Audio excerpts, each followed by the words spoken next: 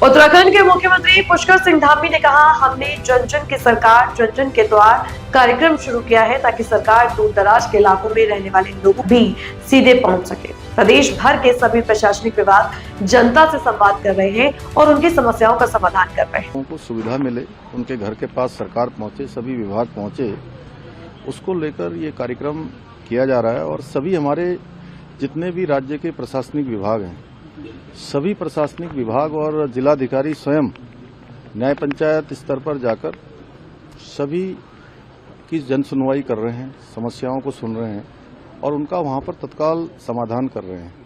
क्योंकि हमारे राज्य में बहुत सारे स्थान ऐसे हैं, अगर मैं बात करूं चमोली जनपद की, देवाल से गोपेश्वर आने में पूरा दिन लग जाता है और 2 दिन का समय आने जाने में ही खर्च हो जाता है, चक्कर लगाने पड़ते हैं। इसी प्रकार से अगर पिथौरागढ़ में मैं धारचूला से आगे गुंजी, नाबी, ऐसे अनेक स्थान हैं, इन स्थानों से पिथौरागढ़ आते में कम से कम 2 दिन का समय आने जाने में लग जाता है।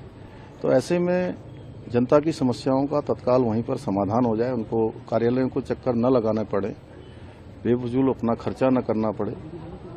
और सभी विभागों को ये कहा गया है, मैं स्वयं भी उसकी मॉनिटरिंग कर रहा हूँ, हमारे सभी माननीय मंत्रीगण भी अपने अपने अलग अलग जो व्यवस्थाएं बनी हैं उन जिलों का भ्रमण भी करेंगे, उनकी समीक्षाएं भी करेंगे, हमारे विधायकगण भी कर रहे हैं, अन्य जनप्रतिनिधि भी कर रहे हैं। सभी लोग जाकर जनता को उन केंद्रों तक लाने का, कैंपों में लाने, उनका सहयोग करके उनकी समस्याओं के निस्तारण का काम कर रहे हैं। और 50,000 से भी ज्यादा लोगों ने अभी तक इन कैंपों में भाग ले लिया है, बड़ी संख्या में लोग आ रहे हैं और ये अनुरत रूप से 45 दिनों तक ये कार्यक्रम चलने वाला है। सर, आप नाइट स्टे भी कर रहे हैं, किस तरह का फीडबैक आपको मिल रहा है? देखिए, चूंकि किसी भी स्थान पर जाएं और वहां पर लोगों के साथ बैठें, बात करें, सभी प्रकार के वर्ग के लोग, सभी जो सरकार का फीडबैक है, वहां की जरूरतें हैं, वहां की चुनौतियां हैं, उससे आसानी होती है आगे काम करने में भी, योजनाएं बनाने में भी।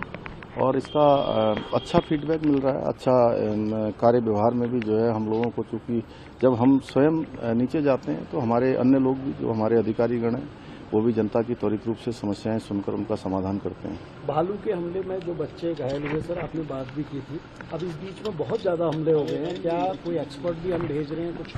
देखिए, इसमें मैंने अभी माननीय भूपेंद्र यादव जी, वन एवं पर्यावरण मंत्री जी से भी इस पर अनुरोध किया है कि राज्य के अंदर ये हमारे लिए बहुत बड़ी चुनौती बन गई है। जगह जगह पर ये मानव वन्य जीव संघर्ष से, भालू के हमलों के कारण से, गुलदार के हमलों के कारण से लगातार बढ़ रहा है। हम जगह जगह रेस्क्यू सेंटर बनाने का भी हमने काम प्रारंभ कर दिया है। इसके अतिरिक्त जो सभी हमारे अधिकारी हैं वो ग्राउंड पर जाएं, गश्त लगाएं और किसी भी कीमत पर जान माल की सुरक्षा की जाए, उसके लिए सारे काम आगे किए जा रहे हैं।